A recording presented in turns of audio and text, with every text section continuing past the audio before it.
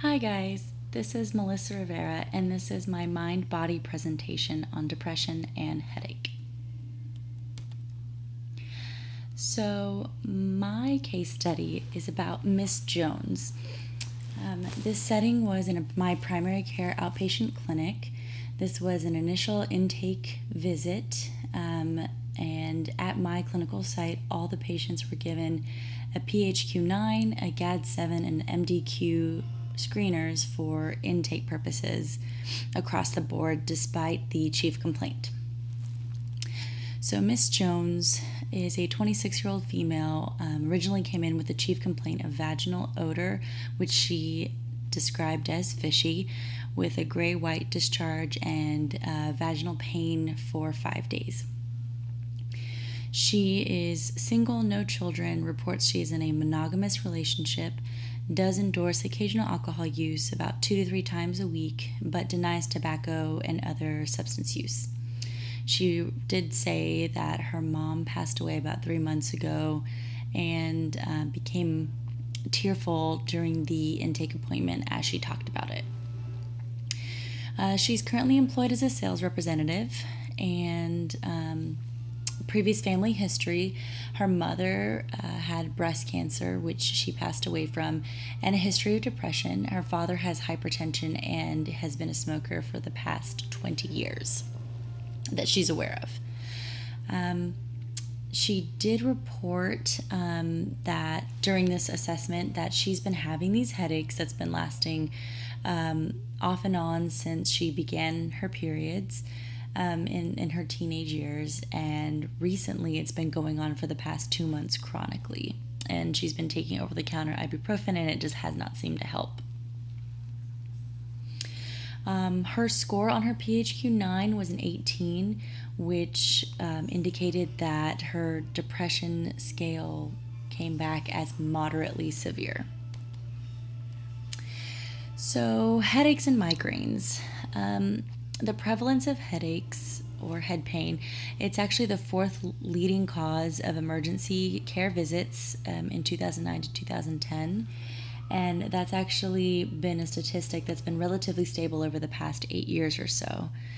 Migraine headaches tend to affect about 1 out of every 7 Americans every year.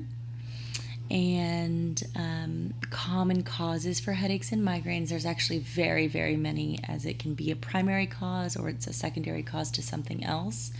So that can be related to metabolic abnormalities, infections, obviously mass lesions, or hypertension, hypotension, stress, pregnancy, and the list goes on and on. It is important to note that headaches can be experienced in different ways by different people, but there tends to be a correlation between tension, sinus, cluster, and migraine headaches, and you can see that there on the right. As for depression, it is the leading cause of disability in the U.S., ages 15 to 44. About 16.1 million people in the U.S. suffer from major depressive disorder. It does tend to be more common in women than in men, and about 7.6% of people that are 12 years or older have depression any 2-week period, and that was in the website from Centers for Disease Control and Prevention. As for depressive disorders, there's quite a few according to the DSM. So it could be disruptive mood dysregulation disorder, major depressive disorder, persistent depressive disorder, which used to be known as dysthymia in the DSM-4 text revision, premenstrual dysphoric disorder, substance medication-induced depressive disorder, or depressive disorder just due to another medical condition. So the correlation between mood and pain. I like this picture here because it really does help us to see just how physical a representation of emotional pain can be. So Stahl found that pain can be both a primary problem or a symptom of syndromes like depression and anxiety. So, and I think the statistic is 61.7% of all adults with major depressive disorder are receiving treatment currently. And this means that there's a lot of people out there that do experience emotional pain and can actually feel the physical effects of it. Therefore, it's very important to include psych when considering differential diagnosis in the primary care setting, which also explains why screeners such as the PHQ-9 for depression, the GAD-7 for anxiety, and the MDQ for mood disorders in the primary setting is really helpful and invaluable tool for helping suss out what the primary cause is of physical pain. The mind and body connection. So there's a strong correlation between depression and anxiety as a comorbidity with migraine. Individuals with migraines had about a 19.1% probability of also having anxiety, 6.9% of having depression, and 5.1% of having both, meaning there's a strong correlation between some type of psychiatric condition with migraines.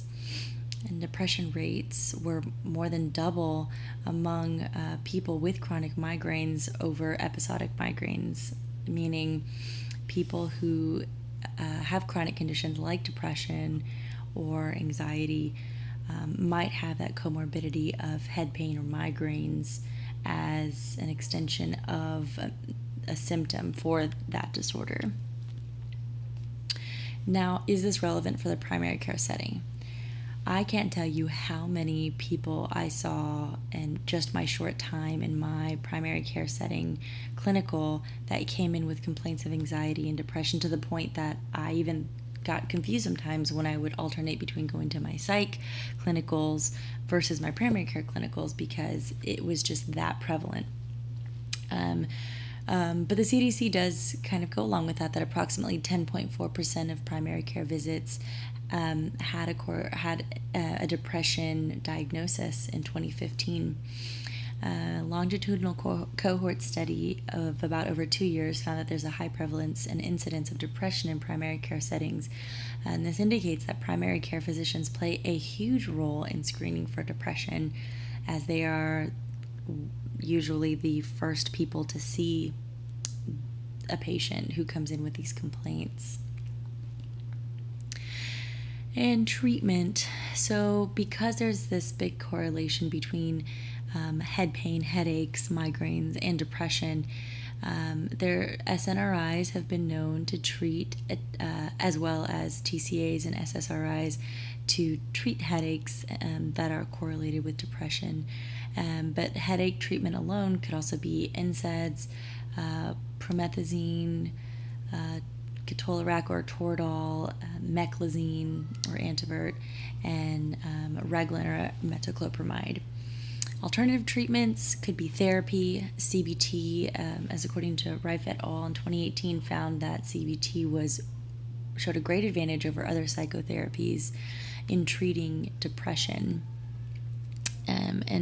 And I guess in this situation, we were thinking with my preceptor that depression was the primary cause of some of this head pain that she was experiencing. It kind of matched up with the timing of her mother passing, so we decided that if we treated the depression first, we might find that we would get a better outcome for treating her headaches. So that was really important. We did stress the therapy. And of course, biofeedback is another option, but with CBT being the better option in this case. We also encouraged exercise like yoga, running, walking, or whatever someone identifies as doable exercise is always a good way of relieving stress, and managing diet, like caffeine intake. For her, she was drinking quite a bit of coffee and Coca-Cola. I think she was even doing those 5-hour energy drinks, just because she felt so fatigued and run down all the time, especially in the past 2 to 3 months since her mother's passing. So what do we do for her? Her chief complaint was concurrent with symptoms of bacterial vaginosis. So though the assessment indicated possible depression, her primary reason was still a very legitimate reason. We needed to treat that. So we did treat her with Flagyl 500 milligrams PO BID for 7 days. And then we went ahead, and since she was complaining of vaginal pain, we went ahead and sent off a UA with a culture and specificity just to rule out possible UTI. Gram stain for the sample of, we did do a pelvic exam during that time. She requested it, and we sent off gram stain. And so we wanted to treat that pain, continued with NSAIDs for that PRN use. So if the treatment that we were originally going for with the antidepressant wasn't helpful, then she would at least have an NSAID for any breakthrough pain. So we gave her naproxen 1 to 2 tabs PO BID essentially, or every 2 hours as needed. And the SSRI was Zoloft, 50 mgs PO Q day. And that was, though the treatment of choice for headaches related to depression were tricyclic antidepressants, or SNRIs.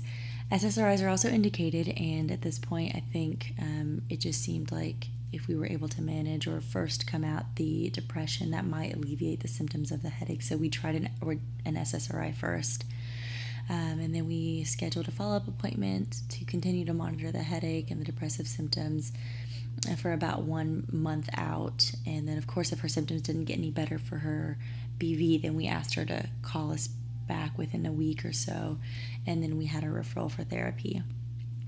So part of the plan, of course, is to assess for those symptoms of headache and depression, and see if they were getting better, maybe do another PHQ-9 as time goes on to see how she reports her symptoms as being alleviated or staying the same or getting worse.